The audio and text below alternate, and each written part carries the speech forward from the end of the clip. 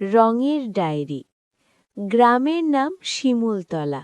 নদীর পার ঘেঁষে লম্বা কাশবন, আর কাশের ফাঁক দিয়ে দূরে দেখা যায় লাল মাটির পথ। এই পথ ধরেই প্রতিদিন স্কুলে যেত নিলয়। নিলয়ের সবচেয়ে প্রিয় জিনিস ছিল তার ছোট্ট স্কেচবুক আর কয়েকটা রঙিন পেন্সিল। বইয়ের চেয়ে ওই স্কেচবুকই ছিল তার পৃথিবী। শিশুকাল থেকেই নিলয় দেখত মানুষ কথা না বললেও চোখে চোখে অনেক কথা বলে। সে কথা সে ধরতে পারত ছবির রেখায়। মা রান্না করতে করতে যখন চুলের গোছা কপালে ঝুলে পড়ত, নিলয় তখন মায়ের সেই মুহূর্তটা আঁকত। বাবার ক্লান্ত চোখ, দাদুর কাঁপা হাত, নদীর ঢেউ সবকিছুই তার খাতায় ধরা পড়ত। একদিন স্কুলে অঙ্কন প্রতিযোগিতার ঘোষণা হলো। বিষয় আমার গ্রাম। নিলয়ের বুক কেঁপে উঠল আনন্দে। সে জানত তার গ্রামের গল্প সে রঙে বলতে পারবে। সেদিন বিকেলে নদীর ধারে বসে সে আঁকতে শুরু করল। কাগজে উঠল সূর্যাস্তের লাল কমলা আলো, নৌকার ছায়া, কাশফুলের সাদা হাসি। কিন্তু ছবির মাঝখানে সে আঁকল এক বৃদ্ধাকে, যিনি প্রতিদিন নদীর ধারে বসে অপেক্ষা করেন। কেউ জানে না কিসের অপেক্ষা। নিলয় জানত না তার নাম, কিন্তু তার চোখে ছিল একরাশ গল্প। প্রতিযোগিতার দিন এলো। শহরের বড় স্কুলে আয়োজন। নিলয় প্রথমবার শহরে এলো। উঁচু বিল্ডিং, ভিড়, আলো সবকিছু তাকে একটু ভরও দিচ্ছিল। কিন্তু ছবি জমা দেওয়ার সময় তার হাত কাঁপল না। সে জানত ছবিটা সত্যি। ফলাফল ঘোষণার সময় নিলয়ের নাম প্রথম হল। শিক্ষকরা বললেন, এই ছবিতে শুধু গ্রাম নয়, মানুষের অনুভূতিও ধরা পড়েছে। নিলয় পুরস্কার নিল, কিন্তু তার চোখ খুঁজছিল সেই বৃদ্ধাকে। পুরস্কার বিতরণ শেষে সে বাড়ি ফিরল। পথে নদীর ধারে গিয়ে দেখল সেই বৃদ্ধা বসে আছেন। নিলয় সাহস করে এগিয়ে গেল। ঠাকুমা, আমি আপনার ছবি এঁকেছিলাম। বৃদ্ধা হাসলেন, বললেন, ছবি মানুষকে অমর করে বাবা। তিনি জানালেন তিনি একসময় চিত্রশিল্পী ছিলেন। জীবন তাকে নদীর ধারে এনে বসিয়েছে, কিন্তু রঙের প্রেম ছাড়েনি। সেদিন থেকে নিলয় প্রতিদিন তার কাছে যেত। তিনি শেখাতেন রেখার ভাষা, আলো ছায়ার গান। বলতেন, ছবি আঁকা মানে শুধু সুন্দর করা নয়, সত্য বলা। বছর গড়াল, নিলয় বড় হল, শহরের আর্ট কলেজে ভর্তি হল। কিন্তু সে গ্রাম ভুলল না। তার ছবিতে ফিরত শিমুলতলা, নদী, কাশবন আর সেই অপেক্ষার চোখ।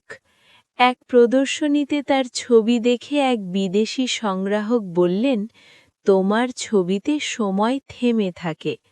নিলয় মনে মনে বলল, সময় থামে না, সে শুধু রঙে ধরা পড়ে।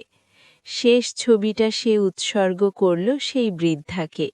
ছবির নিচে লিখল, রঙের ডায়েরি, যেখানে মানুষ কথা বলে রেখায়। এভাবেই নিলয়ের গল্প চলতে থাকল। ছবি আঁকার গল্প, জীবনের গল্প আর সত্যের গল্প। শহরের এক কোণে পুরনো এক চিলেকোঠায় আরিয়ানের বাস। ঘরটা ধুলোবালি আর তেলের রঙের গন্ধে মম করে। আরিয়ান একজন সাধারণ শিল্পী নয়, সে এমন একজন মানুষ যে ক্যানভাসে প্রাণ প্রতিষ্ঠা করতে চায়। তার দীর্ঘদিনের স্বপ্ন এমন এক ছবি আঁকা যা দেখে মানুষ তার নিজের জীবনের সবচেয়ে গোপন দুঃখটি খুঁজে পাবে। তার সামনে রাখা বিশালাকার ক্যানভাসটি গত ৩ বছর ধরে সাদা হয়ে পড়ে আছে। সে রং ছোঁয়ায় আবার মুছে ফেলে, কারণ তার মনে হয় সাধারণ রং দিয়ে জীবনের গভীরতাকে ছোঁয়া সম্ভব নয়। রহস্যময় আগন্তুক। এক বর্ষণমুখর সন্ধ্যায় আরিয়ানের দরজায় কড়া নাড়ল এক বৃদ্ধ।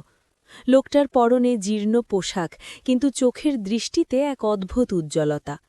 বৃদ্ধ তার হাতে একটি ছোট কাঠের বাক্স তুলে দিয়ে বললেন, এটা নির্বাণ নীল। এই রং দিয়ে যা আঁকবে তা জীবন্ত হয়ে উঠবে।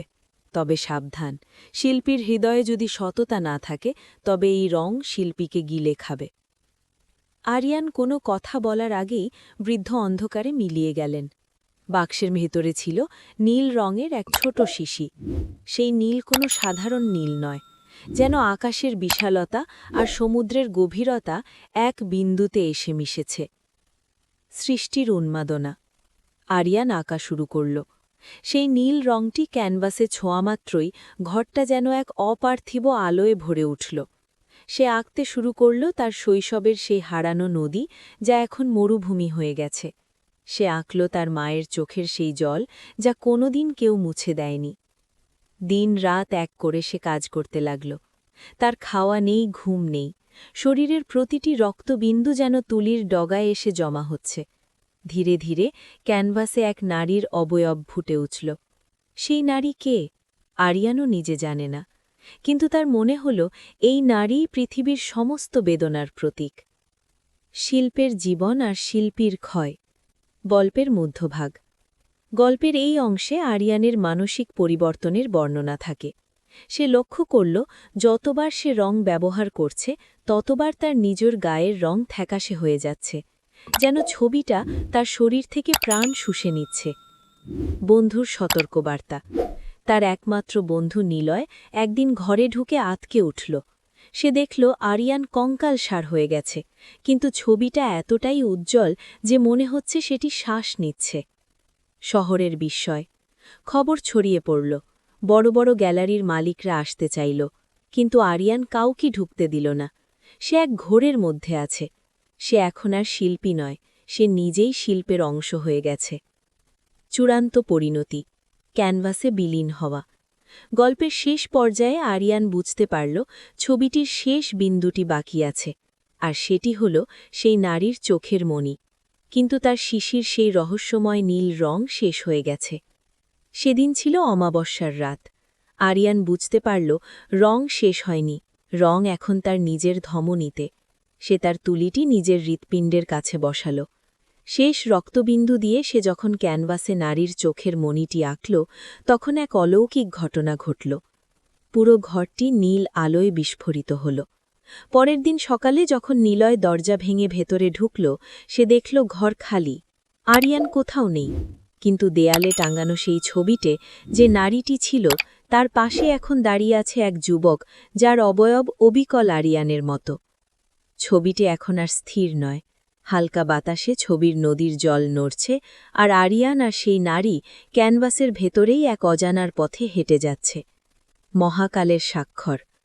শহর জুড়ে শোরগোল পড়ে গেল। শিল্পবোদ্ধারা বললেন এটিই পৃথিবীর শ্রেষ্ঠ ছবি, কিন্তু কেউ জানল না এই ছবির মূল্য কতটুকু। আরিয়ান তার জীবন দিয়ে প্রমাণ করে গেল যে প্রকৃত শিল্পী স্রষ্টাকে অমর করে ঠিকই, তবে তার আগে তাকে নিঃশেষ করে দেয়।